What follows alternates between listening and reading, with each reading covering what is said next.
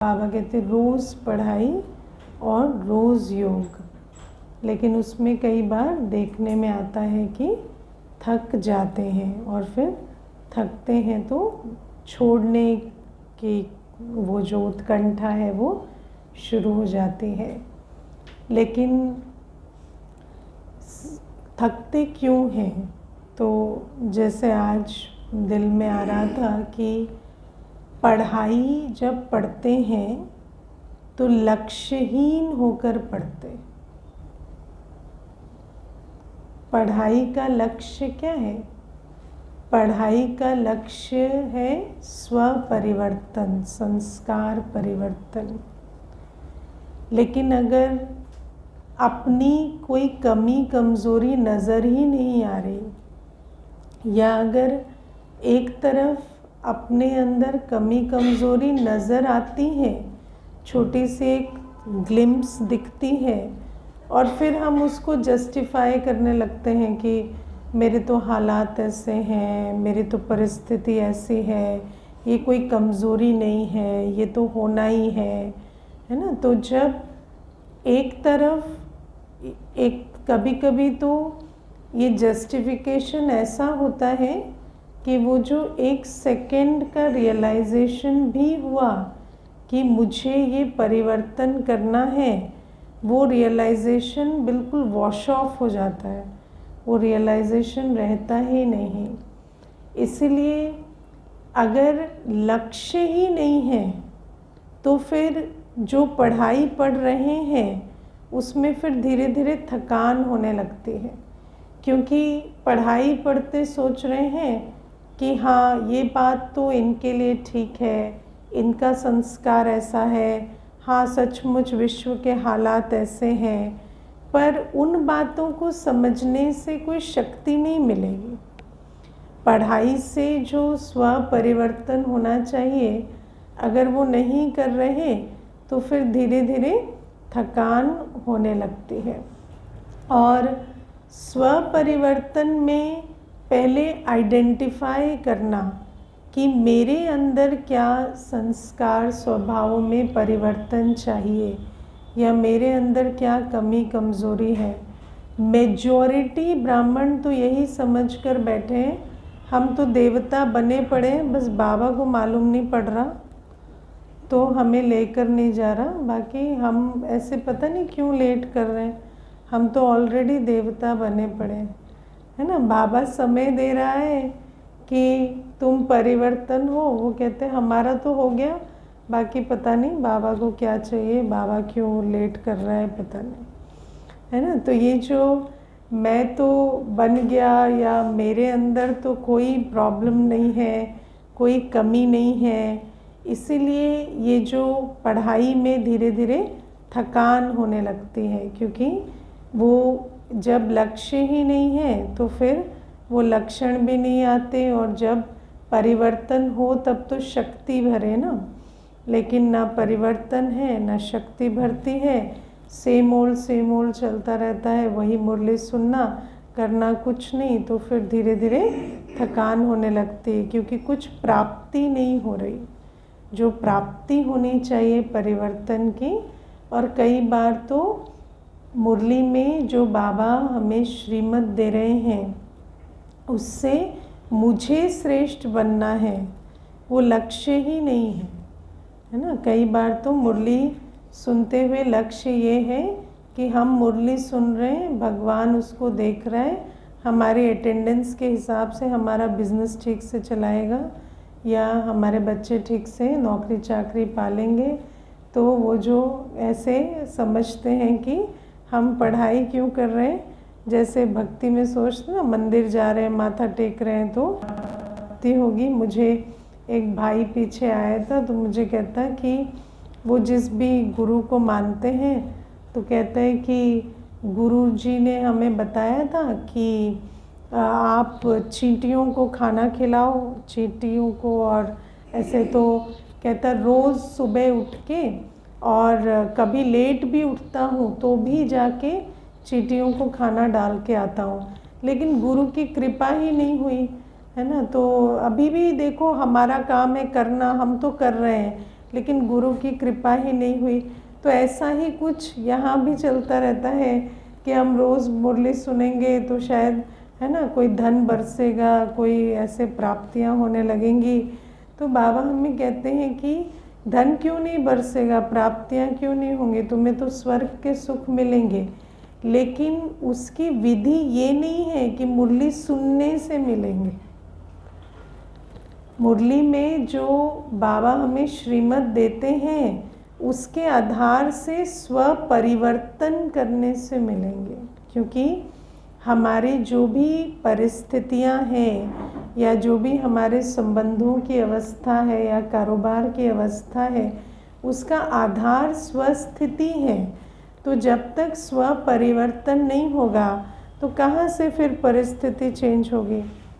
तो इसीलिए बाबा हमें रोज़ कहते हैं तुम बदलो, लेकिन हम अपनी कमी कमज़ोरियों को इतना जस्टिफाई करते हैं। जैसे कल बाबा ने कहा तुम हर एक से संतुष्ट रहो और, है ना, दूसरों को भी संतुष्ट करो। अब हमारे मन में चलता है कि भगवान आए और इनके साथ रहे जिनके साथ हम रह रहे हैं, तो पता चलेगा इनके साथ कैसे संतुष्ट रहते हैं, है ना। तो क्या है कि ठीक है संतुष्ट तो रहना है, लेकिन इंसान भी तो होना सामने, ये तो सब पता नहीं कैसे कैसे। तो उस हिसाब से हम अपने को ऐसे जस्टिफाई कर देते हैं कि हमें लगता है कि श्रीमत मिल रही है। और कितना इंटरेस्टिंग है, कहेंगे श्रीमत राइट भी है, होना भी चाहिए, बस मेरी परिस्थितियाँ थोड़ी सी ऐसी हैं कि मेरे पे ये लागू नहीं होता, है ना। तो बाबा हमें कहते हैं कि नहीं बच्चे, तुम्हारे ही लिए मुरली चल रही है और तुम अपने अंदर देखो कि मुझे क्या परिवर्तन करना है।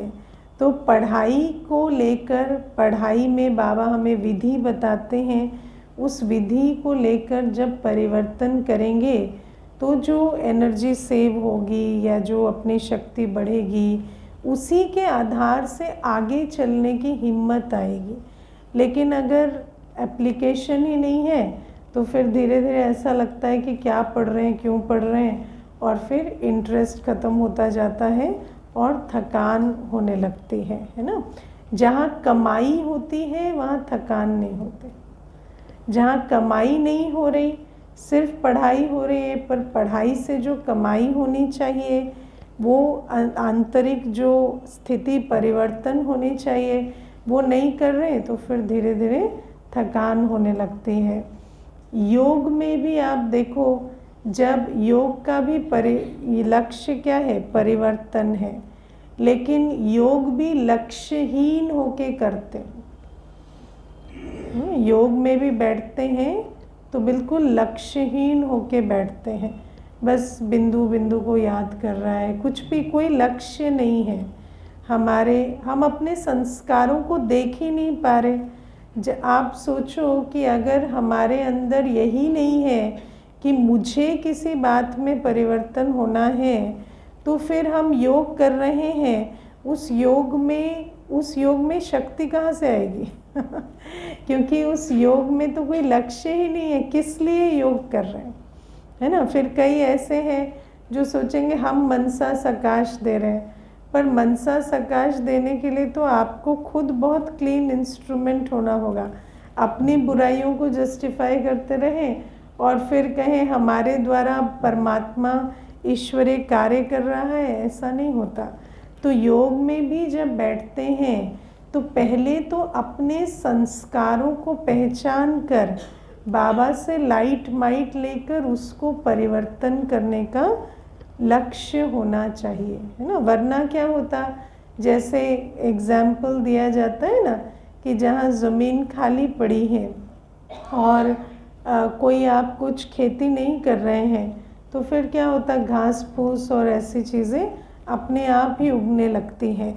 तो जब योग में भी बैठे हैं और अगर हमारे मन बुद्धि के में कोई लक्ष्य नहीं है और हम उस विधि से योग नहीं कर रहे, तो फिर क्या होता, माया इधर उधर के संकल्प और कई बातें और फिर नींद के झोंके और फिर ये सारी चीज़ें चलती हैं और पहले तो ज्ञान में आने से पहले जो सोते थे, प्लस अभी योग का भी टाइम सोने में ऐड हो जाता है ना, तो फिर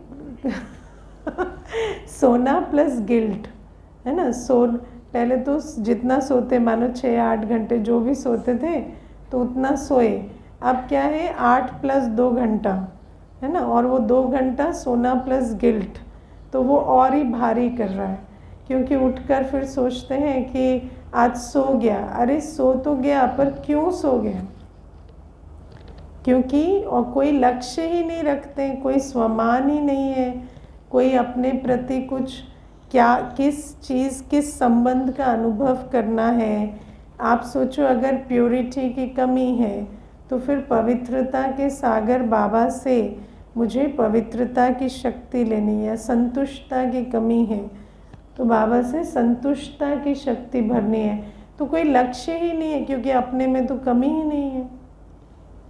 तो इसी कारण से फिर योग में भी धीरे धीरे थकान होने लगती है। और तीसरी बात है, जब लक्ष्य नहीं होता तो दृढ़ता भी नहीं है ना। तो जैसे ही माया आएगी तो सोचेंगे अब बैठे तो हैं ही, टाइम पास करना ही है 1 घंटे, तो फिर क्या करें, माया के साथ ही बह लेते हैं। तो कोई संकल्प आता है तो सोचते हैं बस शरीर स्थिर रहना चाहिए, नहीं तो दीदी स्टेज से देख लेगी। तो फिर बाकी तो जो संकल्प आ रहा है उसके साथ बह लेते हैं, उसके साथ सैर करके आ जाते हैं। तो माया को भी बहुत अच्छा एंटरटेन करते हैं। और मान लो अपना कोई लक्ष्य है तो फिर क्या होगा कि माया भी आई, कोई विपरीत संकल्प आया, कुछ भी आया, तो उसके साथ बहने की बजाय अपनी दृढ़ता की शक्ति को यूज़ करेंगे और फिर उस संकल्प को परिवर्तन करके और अपनी जो जिस पर्पस से बैठे हैं योग करने, कभी सोचते हो कि अभी 1 घंटे में मुझे ये अनुभव करके उठना है, ये पर्टिकुलर जो बात, जो गुण है या जो शक्ति है या जो संबंध है या जो प्राप्ति स्वरूप है, इसको अनुभव करके उठना है। तो जब उस लक्ष्य से योग करेंगे तो फिर उसमें माया के विघ्न भी आएंगे, तो उन विघ्नों को दृढ़ता से पार करेंगे। और मान लो लक्ष्य ही नहीं है तो फिर लगता है कि अच्छा चलो माया, तो अच्छा हुआ हम खाली बैठे थे तो आ गई, थोड़ा टाइम पास हो जाएगा। तो फिर माया के साथ अपने आप को जैसे बहाते भी रहते हैं ना। मुझे एक भाई कहता था कि पहले तो मैं योग में बैठा तो मुझे बहुत टेंशन हो रही थी कि योग तो लग नहीं रहा, कुछ हो नहीं रहा, अभी बैठना भी है। फिर मुझे ना कल की एक बात याद आ गई, है ना, जो हुई थी, तो उसके बारे में सोचता रहा 1 घंटा पार हो गया। तो मैंने सोचा कम से कम किसी को डिस्टर्ब नहीं किया आसपास। तो मैंने कहा डिस्टर्ब आप सिर्फ शरीर से थोड़ी करते हो, क्लास में बैठ के इधर उधर के संकल्प चलाओगे तो उससे भी तो डिस्टर्बेंस होती है। लेकिन फिर क्या होता है, जब अपना लक्ष्य नहीं है तो फिर माया को भी, माया का द्वार खोल के भी रखते हैं कि चलो उल्टे सीधे संकल्प चला कर ही उठ जाए। तो बाबा इसलिए हमें कहते हैं ये जो ज्ञान योग है, जब इसमें लक्ष्यहीनता होती है, और लक्ष्यहीनता क्यों होती है, क्योंकि सेल्फ रियलाइजेशन ही नहीं है कि मुझे कुछ परिवर्तन करना है ना। कितने बच्चे हैं जो समझते हैं कि मेरे में प्रॉब्लम है, देहाभिमान बहुत है, देहाभिमान के कारण सोचते ही नहीं कि मुझे कुछ परिवर्तन होना है या मेरे में कोई कमी कमज़ोरी है। बाबा इतनी बातों पर अटेंशन खिंचवाते हैं, लेकिन हम तो कहते हैं हाँ ठीक है, बाबा कह रहा है अच्छी बात है, लेकिन बाबा को मेरे हालात थोड़ी पता है। बाबा को मेरे हालात पता हो तो बाबा मुरली बदल देता, है ना। तो ये जो बातें हैं इनको हमें समझ कर चलना है कि इतना देहाभिमान है कि अपने अंदर कोई कमी कमज़ोरी नज़र ही नहीं आती। और बाबा हमें कई बार बताते हैं कि अगर हमारे संस्कार इतने श्रेष्ठ हैं तो हमारा जीवन सफल क्यों नहीं हो रहा, है ना। अगर हमारे संस्कार इतने श्रेष्ठ हैं तो हमारा तन मन धन, हमारा जीवन संपूर्ण रूपेण यज्ञ सेवा में क्यों नहीं लग रहा, है ना। तो कितना हमारे अंदर कमी कमज़ोरियाँ हैं, कितना हमारे अंदर पतितपना है जिससे हमारा सब कुछ सफल नहीं हो रहा। क्या निशानी है कि हम सच में देवता बनेंगे। जो इस समय संपूर्ण रूपेण स्वाहा जाएंगे वही कल देवता बनेंगे। पर ना हमारा तन सफल होता, ना हमारा मन सफल होता, ना धन सफल होता, ना समय सफल होता। आप सोचो, हम तो सेंटर पर रहते हैं और अपेरेंटली देखने में आता है कि मानो 6 घंटे 8 घंटे जो भी है ना, वाचा सेवा में ही इतना चला जाता है।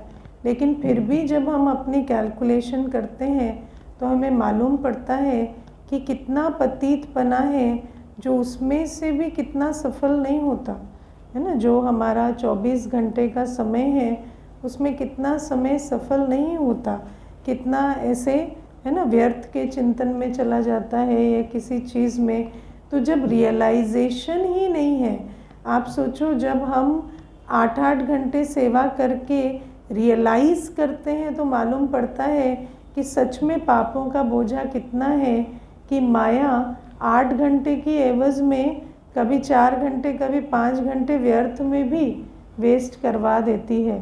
तो जब हम गृहस्थ व्यवहार में रहते हैं और हमें रियलाइजेशन ही नहीं कि हमारा सफल नहीं हो रहा, तो फिर हम क्या सोच रहे हैं, हम तो गृहस्थ व्यवहार के हिसाब से हम तो अपना गृहस्थ अच्छा संभाल रहे हैं और सफल करने की तो हमें क्या ज़रूरत है। जो सेंटर पे रहते हैं वो करते रहें और ना हमारा तन सफल, ना मन, ना धन, लेकिन हम अपने मन में देवता बन चुके।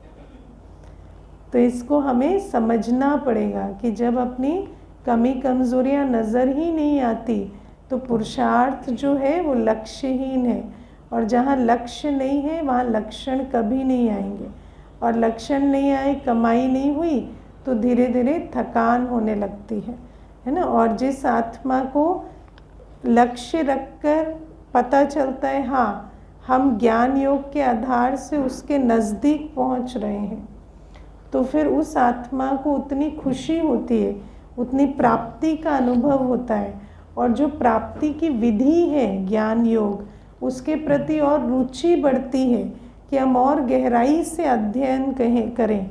आजकल क्या है, ज्ञान भी ना इंटेंसिव नहीं एक्सटेंसिव में चला गया है ना। जैसे आजकल पढ़ाई अच्छी पढ़ने का मतलब समझते एक की जगह 4 क्लास सुन ले, लेकिन एक की जगह 4 क्लास सुनना या 8 क्लास सुनना पढ़ाई नहीं है। जो बाबा की मुरली है उसको समझकर जीवन में उतारना वो पढ़ाई है। लेकिन आजकल उसका उल्टा हो गया है ना। मनुष्य समझता है ज्ञान की सब्जेक्ट माना एक की जगह 4 क्लास सुन लिया, 5 क्लास सुन लिया दिन में, तो मेरी ज्ञान की सब्जेक्ट बहुत अच्छी चल रही है। पर ज्ञान की सब्जेक्ट माना ज्ञान स्वरूप बनना। जब हम उस एक मुरली को ही जीवन में उतार लेंगे तो हमारा जीवन सफल होगा। लेकिन हम एक मुरली पर एक पॉइंट पर भी मनन चिंतन नहीं करते। एक क्लास ख़त्म हुई दूसरी क्लास चला लो, दूसरी क्लास ख़त्म हुई तीसरी चला लो, फिर म्यूज़िक चला लो है ना, फिर इंस्टाग्राम भी चला लो, फिर कुछ और भी चला लो, फिर सोचो हम तो बहुत अच्छे ब्राह्मण बने पड़े। तो बाबा कहते हैं इन बातों को बहुत अच्छे से समझना है, नहीं तो धीरे धीरे फिर थकान होने लगती है। और कई बार तो थकान का रूप ऐसा होता है कि मालूम भी नहीं पड़ता कि ज्ञान योग छूट चुका है ना। आजकल तो कई बच्चे जो बहुत अच्छे ज्ञानी योगी, पढ़ाई के योग के प्रति अटेंशन देने वाले, वो आजकल बस ऐसे ही है ना ज्ञान एंटरटेनमेंट के हिसाब से सुन रहे हैं, देख रहे हैं है ना कोई कमिटमेंट है, ना कोई सेवा है, कुछ भी नहीं। तो ये भी क्यों होता है, क्योंकि थकान होने लगी है, और विधिवत नहीं करेंगे तो थकान होगी ही होगी। तो इसको बहुत अच्छे से समझना है। आज मुझे एक ऐसे भी बात दिल में आ रही थी कि देखो जैसे अब आप देखो, जैसे अशरीरी होने की बात आती है, तो अशरीरी माना क्या? देह के धर्म संबंध और इस देह के साथ जो विशेषताएं हैं, है ना, जिसका हमें बहुत अभिमान है, उनको भी भूलना। लेकिन जो हम अभ्यास में अनुभव करते हैं कि देह के संबंध या प्राप्तियां भूलना इतना मुश्किल नहीं होता, लेकिन जो अपनी विशेषताएं हैं जिनके कारण हम सोचते हैं ये मैं हूँ, है ना, जिसको हम बहुत अपने अस्तित्व को बहुत ऐसे पकड़ कर रखते हैं कि हाँ मैं भी कुछ हूँ, उसको छोड़ने के लिए हम तैयार नहीं होते। और जब हम योग में भी बैठते हैं तो बिल्कुल निराकार ज्योति बिंदु बनना, है ना, मेजॉरिटी टाइम नहीं होता, क्योंकि वो जो अपनी विशेषता का अभिमान है वो पकड़ कर रखता है। जैसे धनवान ये नहीं भूलना चाहता मैं धनवान हूँ, है ना, जिसके अंदर कोई और विशेषता है, मानो कोई हमारे अंदर कोई बोलने की कला है या खाना बनाने की कला या कुछ भी कला है, तो हम उसको नहीं भूलना चाहते कि हम ये नहीं हैं। हम उसको हमेशा कैरी करना चाहते हैं अपनी अवेयरनेस में, क्योंकि हमें लगता है कि यही तो मैं हूँ ना, दिस इज़ व्हाट डिफाइंस मी। जैसे सारी दुनिया में हम जब जीते हैं तो कैसे चलते हैं? उस विशेषता के आधार से ही तो अपने को समझते हैं, मैं बहुत इंटेलिजेंट हूँ या बहुत स्मार्ट हूँ या बहुत, है ना, मुझे काम करना आता है। तो ये सारी चीज़ें हम भूलना नहीं चाहते, नहीं, या मैं आर्टिस्ट हूँ या मैं सिंगर हूँ। तो बाबा कहते हैं ये जो विशेषता का अभिमान है ना, वो हमें सबसे ज़्यादा विघ्न डालता है अशरीरी होने में। और ये प्रैक्टिकल दिल में ऐसे जब देखते हैं तो आता है कि ये विशेषता का अभिमान जो है उसको हम छोड़ते नहीं और अशरीरी नहीं बनते। जिसको हम लौकिक में अपनी पर्सनालिटी कहते हैं ना, उस पर्सनालिटी को छोड़कर जो वास्तव में आत्मा की पर्सनालिटी है। आत्मा की पर्सनालिटी कैसी है? एक मीठा शांत सितारा। उस पर्सनालिटी में स्विच नहीं करना चाहते, है ना, क्योंकि अगर वो स्विच होगा ना तो वो चेहरे पर पूरा नज़र आएगा, कला काया ही बदल जाएगी, है ना। अगर वो स्विच अंदर होगा तो बाबा जैसे कहते हैं ना, सितारों की महफिल ऐसी नज़र आने लगेगी। लेकिन कहीं ना कहीं वो जो देहाभिमान की पर्सनालिटी है उसको अपने अंदर कैरी करना चाहते हैं, उसको तजना नहीं चाहते। तो इसको ये भी बहुत अटेंशन देना, क्योंकि ये जो वर्तमान चाहे संगम युग में वो विशेषता यूज़ भी हो रही हो, है ना, लेकिन मैं बहुत मेहनती हूँ, मैं बहुत पंक्चुअल हूँ, मैं बहुत, है ना, कंसिस्टेंट हूँ, ये बातें भी हम जब बुद्धि में रखते हैं तो वो भी एक देहाभिमान का स्वरूप ले लेती है ना। मैं सिर्फ एक सितारा हूँ, शांत सुख स्वरूप पवित्र। उस स्थिति में जाने के लिए हमें इन विशेषताओं का अभिमान भी छोड़ना पड़ता है। तो वो जो ज़ीरो की स्टेट है उसमें बैठें, तब जाकर हमें बाबा की लाइट माइट का अनुभव होगा। तो उसको भी हमें थोड़ा सा अटेंशन देना चाहिए। और बाबा हमेशा कहते हैं कि जो भी हम संकल्प रखते हैं, एक तो लक्ष्य रखना है परिवर्तन का, फिर उस लक्ष्य के प्रति मानो संकल्प रखा आपने कि आज से मुझे समय वेस्ट नहीं करना। मानो आपने समझ लिया है कि मेरी मेन प्रॉब्लम क्या है, कि मुझे समय वेस्ट नहीं करना। या आपको समझ आ गया मेरी कमज़ोरी है कि मुझे किसी भी आत्मा के बारे में विस्तार में नहीं जाना, चिंतन में ओवर थिंकिंग में नहीं जाना, मुझे किसी के संस्कारों का चिंतन नहीं करना। आपको समझ आ गया है, मुझे किसी परिस्थिति का एक्स्ट्रा चिंतन नहीं करना। तो जो भी आपका वो जो परिवर्तन का लक्ष्य है, एक दिन में तो परिवर्तन नहीं होता ना। तो जब एक दिन में परिवर्तन नहीं होता तो उस लक्ष्य को हमें रोज़ सींचना पड़ेगा, है ना। क्या होता है, जैसे मुरली में हम कोई पॉइंट सुनते, हमें उस दिन ऐसे लगता है कि ये तो सच बात है और ये मुझे धारण करना है, कई बार आता है दिल में। फिर क्या होता, उस दिन 1-2 घंटे थोड़ा अटेंशन दिया, उसके बाद वो बात गुम हो जाती। उस दिन 1-2 घंटे अटेंशन दिया तो वो परिवर्तन भी नज़र आता है ना, कि हर बार अपने को चेक एंड चेंज कर रहे हैं कि नहीं, मुझे एक्स्ट्रा चिंतन में नहीं जाना, मुझे किसी के संस्कारों के बारे में इतना नहीं सोचना। तो इस प्रकार से अपने को चेक एंड चेंज भी कर रहे हैं। लेकिन फिर क्या होता, क्योंकि अगला दिन फिर हो जाता, फिर वो बात जो लक्ष्य के रूप में आज धारण की थी उसको कल भूल जाते। इसीलिए बाबा कहते हैं कि रोज़ स्मृति का पानी डालो। रोज़ अमृत वेले जब हम बैठते हैं तो जिन बातों को आपको धारणा में लाना है उन बातों को रोज़ स्मृति का पानी डालो। कुछ एक बातें हैं जो अपने अंदर, जो भी बच्चे डीप चेकिंग करते हैं वो जानते हैं कि मेरे अंदर कुछ एक कड़ा संस्कार, एक मूल कड़ा संस्कार है। किसी के अंदर इच्छा का है, किसी के अंदर कंप्लेन क्रिटिसिज्म का है, किसी के अंदर, है ना, कि किसी के अवगुण देखने का है, किसी के अंदर आलस्य का है, किसी के अंदर क्रोध का है, कोई ना कोई मूल संस्कार प्रभावित होने का है। किसी के अंदर प्रभावित होने का बहुत संस्कार होता है कि जिसके साथ 4 घंटा बिताया उसी के रंग में रंग जाते हैं।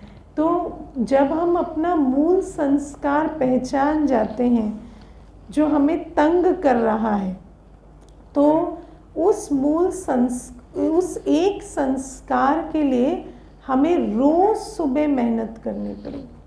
उसको हमें भूलना नहीं है, क्योंकि कई बार क्या होता, उस संस्कार पर थोड़ा काम किया फिर उसको छोड़ देते हैं, है ना, फिर भूल जाते हैं। क्योंकि बाबा ने अटेंशन दिलाया तो अटेंशन गया, तो कुछ 1-2 दिन किया फिर भूल गए। 1-2 दिन भी क्या, 1-2 घंटे ही करते हैं फिर भूल जाते हैं। लेकिन अगर रोज़ स्मृति का पानी डालें तो फिर वो जो संस्कार का परिवर्तन है वो होगा। जैसे कि अगर मान लीजिए इच्छा का संस्कार है तो मैं संतुष्ट आत्मा,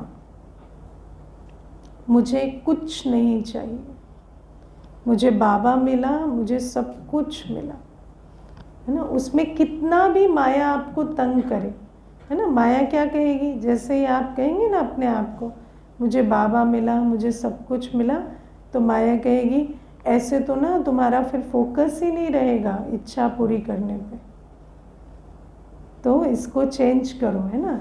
लेकिन फिर दृढ़ता से नहीं, मुझे बाबा मिला, मुझे सब कुछ मिला, मैं इच्छा मात्रम अविद्या आत्मा हूँ, मुझे कुछ नहीं चाहिए, मुझे सिर्फ कर्मयोगी होकर रहना है। मेरे को मेरे, देखो हम कर्म योगी हैं, हमें सिर्फ कर्म का फल नहीं मिलता, हमें योग का भी मिलता है।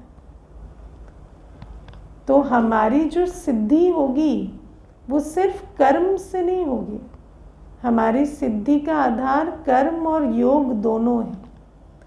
तो इसीलिए मुझे इस बात में नहीं जाना कि दूसरे के हिसाब से कितना हुआ कितना नहीं।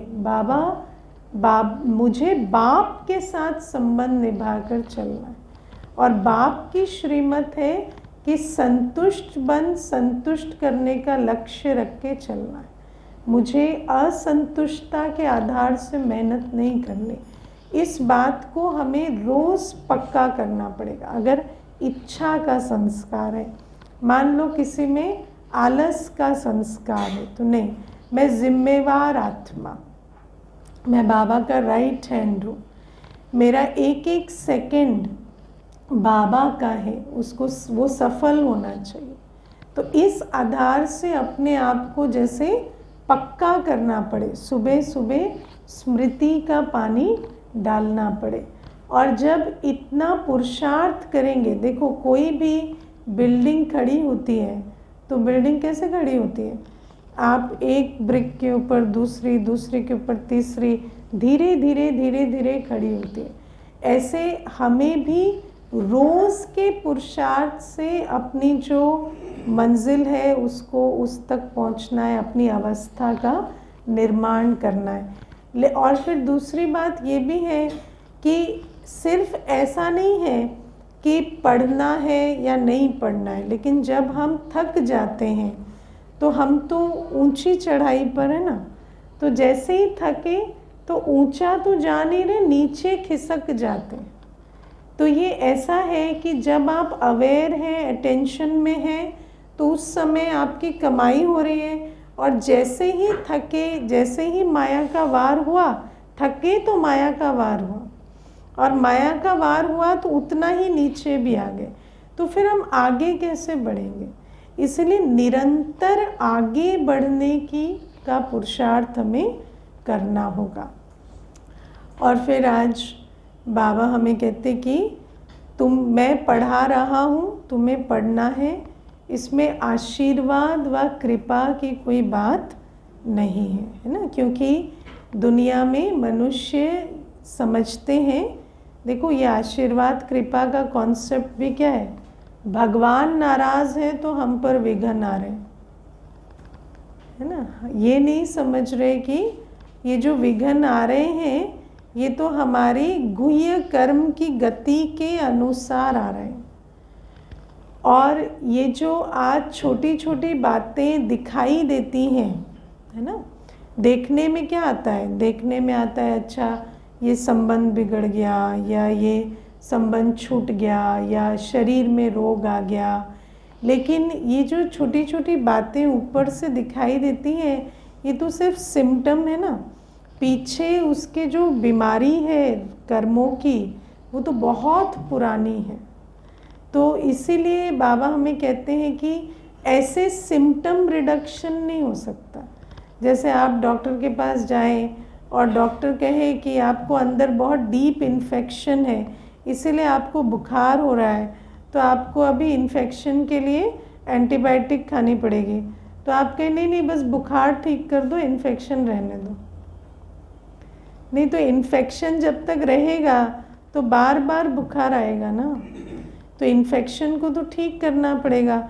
लेकिन हम वहाँ तक नहीं जाना चाहते है ना, हम कहाँ रहना चाहते, बस ये परिस्थिति ठीक हो जाए, ये जो छोटी सी बात आई है ये ठीक हो जाए, इससे ज़्यादा हमें ज्ञान व्यान नहीं सुनना है ना। मनुष्य क्या कहता है आजकल दुनिया में, यही कहता है कि हमें इन चक्करों में नहीं पड़ना है, ऐसे कहते हैं, हमें इन चक्करों में नहीं पड़ना है, हमें तो बस ये छोटा सा बच्चा बीमार है ना, बस ये ठीक हो जाए, ये धन की परिस्थिति आई है ना, बस ये ठीक हो जाए, इसके लिए जो भी हमें करना है, कोई चढ़ावा चढ़ाना है, कोई काम करना है, वो बता दो। लेकिन बाबा हमें कहते हैं कि it is not as simple as it looks. इसकी जो जड़ है वो तो 63 जन्मों के पाप कर्मों में है। तो इसीलिए बाबा हमें कहते हैं कि मैं कोई आशीर्वाद या कृपा कर कर तुम्हारी परिस्थिति नहीं बदल सकता, मैं तो जो तुम्हें पढ़ाई पढ़ा रहा हूँ वो पढ़नी पड़ेगी, तुम्हें रियलाइज़ करना पड़ेगा कि कितना पापों का बोझ है। और पुराने पापों का बोझ तो है ही है, लेकिन उस आधार से अभी भी जो हमारे संस्कार बने हुए हैं, क्योंकि जो हमने पीछे पाप किए हैं वही आज हमारे संस्कार बनकर हमारे साथ उपस्थित है। और वो जो पापों का बोझ है और वो जो संस्कार हैं, उन्हीं के कारण हमारी परिस्थितियाँ इस प्रकार से मैनिफेस्ट हो रही हैं। और जब तक हम इस लिंक को नहीं समझकर और फिर जो ज्ञान योग धारणा सेवा की विधि बाबा बताते हैं उस पर अटेंशन नहीं देंगे तो कुछ भी परिवर्तन नहीं हो सकता। और बाबा कहते हैं अभी और शॉर्ट टर्म परिवर्तन नहीं होगा, अभी जो परिवर्तन होगा वो सीधा नर्क से स्वर्ग बनने का ही होगा और उसी में ही हमें भी तत्पर रहना है। तो ये भी है। और बाबा आज हमें कहते हैं कि रोज़ अमृत वेले तीनों संबंधों का अनुभव करो। बाप रूप से ऊंचे ते ऊंचा बाप ऊंचे ते ऊंचा वर्षा दे रहा है ना। आप सोचो कि हमारा तीनों काल के कितना श्रेष्ठ है और बाबा हमारा जो भविष्य है वो ऊंचे ते ऊंचा देवताई भविष्य बना रहे हैं। लेकिन उस नशे खुशी में तो रहना चाहिए ना। आजकल आप देखते हो जो बहुत बहुत धनवान परिवारों से भी जो बच्चे हैं उनको भी भविष्य की चिंता हो रही है ना। देखा है आजकल ऐसे भी होता है, एंजाइटी हो रही है, टेंशन हो रही है, कल कैसे चलेगा, क्या होगा। तो वो क्यों हो रही है? क्योंकि वो जो नशा है ना, वो नशा, वो खुशी नहीं हो पा रही है कि हमारे माता पिता जो हैं वो करने वाले बैठे हैं। और कई बार देखने में आता है उसका जो स्वरूप है कि वो बहुत मिसबिहेव कर रहे हैं या वो जो टेकन फॉर ग्रांटेड ले रहे हैं, स्वरूप ऐसा देखने में आता है। लेकिन वास्तव में वो जो नशा खुशी है वो नहीं है, इसीलिए तो ऊपर ऐसे एक्सप्रेशन आ रहे हैं ना। अगर आत्मा को निश्चिंतता हो, है ना, कई बार माता पिता कहते हैं हमारे बच्चे तो एकदम ऐसे निश्चिंत हो गए, बेफिक्र हो गए। लेकिन निश्चिंत होते तो इस प्रकार से व्यवहार थोड़ी करते। अंदर तो बहुत हलचल है ना, अंदर तो बहुत अटेंशन सीकिंग है। मेजॉरिटी डायग्नोज ADHD का होता है ना, कि attention deficit hyper activity disorder है। तो ये सब क्यों हो रहा है? क्योंकि वो जो नशा है, खुशी है, टेकन फॉर ग्रांटेड लिया तो नशा खुशी नहीं है। जिस भी चीज़ को आप टेकन फॉर ग्रांटेड ले लेते हैं उसका नशा और खुशी आप अनुभव नहीं कर रहे, है ना। जैसे हम लोग जिस जनरेशन में थे तो हमारे जो लौकिक माता पिता थे वो बहुत कुछ प्रोवाइड नहीं कर पाते थे, लेकिन वो जो भी करते थे हमें उसका नशा खुशी बहुत था कि मेरे पिताजी इतना करते हैं या कर सकते हैं। लेकिन जब आप टेकन फॉर ग्रांटेड ले लेते हैं कि ये तो है ही, तो फिर उसका नशा खुशी आपको नहीं हो रहा। तो इसीलिए बाबा हमें कहते हैं कि रोज़ वर्षे को स्मृति में लाओ। हाँ, ऐसे नहीं कि बाबा मिला हम सत्युग जाएंगे, हाँ ठीक नहीं, रोज़ लाओ कि सत्युग जाएंगे। देवताई सृष्टि में जाने का नशा खुशी या ऐसा ऊंचे ते ऊंचा बाप मिला है, इसको बुद्धि में उगारना पड़े। क्योंकि ये जो अपनी जो अवस्था है वो ढीली इसीलिए होती है क्योंकि उसको स्मृति में नहीं ला रहे, उसको टेकन फॉर ग्रांटेड लेते हैं। या ऊंचे ते ऊंचा बाबा हमें ऊंचे ते ऊंची पढ़ाई पढ़ा रहे हैं। ऐसी कोई बात नहीं जिसकी हमें समझ नहीं या सल्यूशन नहीं, तो उसको भी हमें उगारना पड़े बुद्धि में। या बाबा हमें कितने वरदान दे रहे हैं, सतगुरु की वरदानों की पालना को भी हमें अनुभव करना पड़े। अनुभव कब करेंगे? घर में शावर लगा हुआ है लेकिन जब तक नहाएंगे नहीं तो अनुभव होगा क्या?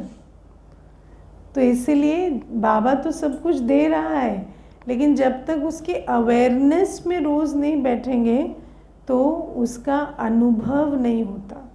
तो बाबा कहते हैं रोज़ हमें उस स्मृति में लाकर उन संकल्पों से अपने आप को रिचार्ज करना पड़े कि मैं कितनी भाग्यवान आत्मा हूँ।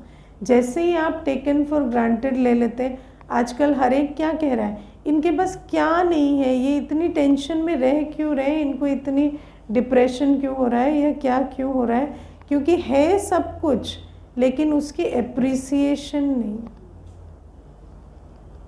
उसको समझ नहीं पा रहे, उसको स्मृति में नहीं ला पा रहे।